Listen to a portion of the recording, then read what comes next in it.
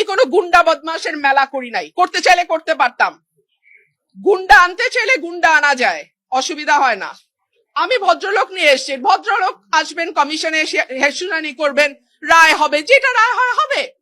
কিন্তু তারা যেহেতু গুন্ডা পান্ডা নিয়ে এসছে এবং আবল তাবল বকছে, কথা বলেই যাচ্ছে, আমি লাস্টে একটা কথা বলার জন্য দাঁড়িয়েছি, এবং যেটা 15 বছরে হয় নাই,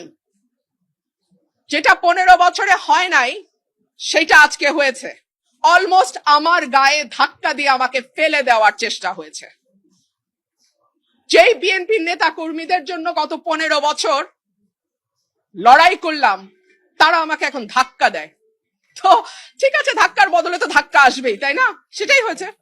মুশকিল হচ্ছে উনি যেহেতু খুব পরিচিত কোনো মুখ নন, উনি এনসিপি থেকে এসছেন না জামাত থেকে এসছেন আমি জানি না, তবে উনি প্রথম, আমি জানি না যার কথা আপনি বলছেন, একজন আমাকে ধাক্কা দিয়েছেন, পাঞ্জাবি পরে, হ্যাঁ একজন ধাক্কা দিয়েছেন। তারপরে আমার লোক তো বসে থাকবেন, আমি তো একজন মহিলা, এবং পরে যখন আমার লোকজনকে মারধর করেছে, আমার লোকজন জবাব দিয়েছে।